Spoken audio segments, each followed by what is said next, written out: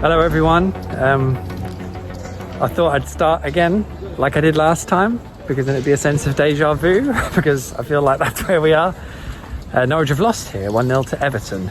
Once again falling behind. Once again not having the quality to get back in. Once again losing. My full-time tweet said game over.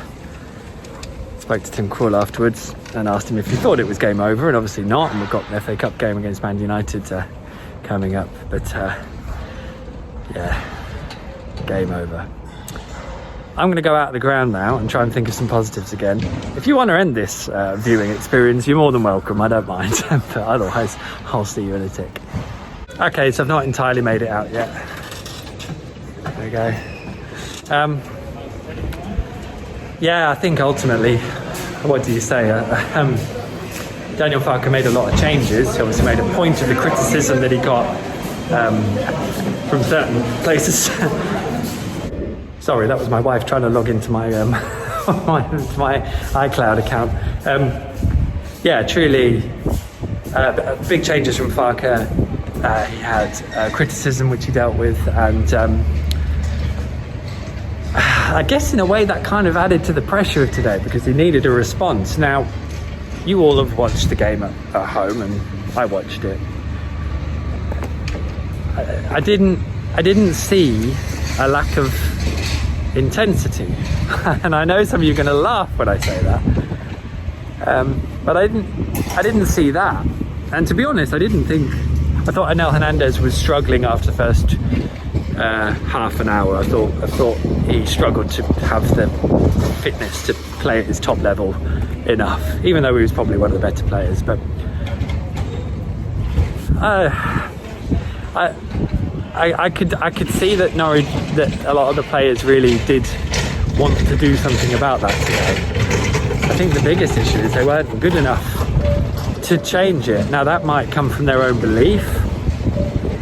It might come from their own belief in what they're capable of doing because they're in a rut, and they're obviously used to experiencing that they haven't got enough. So there's belief. There's part of the problem. You can see there's loads going on here, by the way, packing everything up. But yeah, belief. One issue. I'll get it off now. No, man. It's I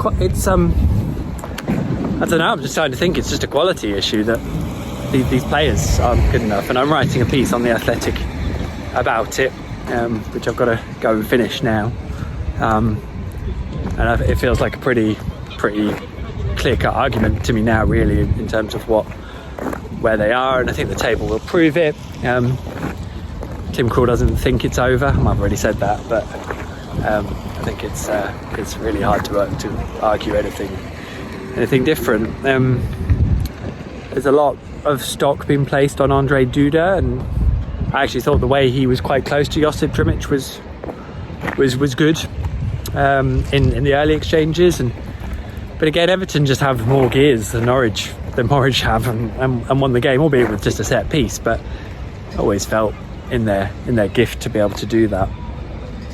I think Max Aarons has probably been as good as anyone's performed over the two games, and since coming back, and he's been shuffled around to sort of cover various positions at times, and Daniel has made a lot of changes to try and force the issue. I don't know if they've quite been early enough and at the right times, but he certainly made them. But I mean, when you look at the last 10 minutes, 5 minutes today, and Emi Buendia is playing at right back effectively, which obviously he's not supposed to be because the idea is covering there and Norwich have the ball and he gets to put forward, but I mean, it just didn't work. And these are quite difficult moments, actually, I think, now, because there isn't going to be vast changes in the squad if Norwich are relegated. There can't be. There might be some sales. There'll be players who will want to stay in the Premier League and feel like they're good enough to. Whether they're showing that at the moment is a different point. And if Daniel's going to remould this group, he's got to keep an energy with those who are going to still be here, because the goal will be to bounce straight back up.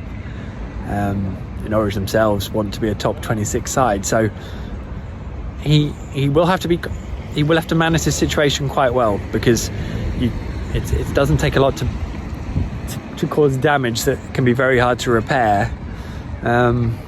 and it's going to have to negotiate these waters quite well, because it's not going to be easy. It's going to be as challenging as anything he's had to face, I think. So yeah, I imagine most of you aren't particularly enamoured by the whole restart.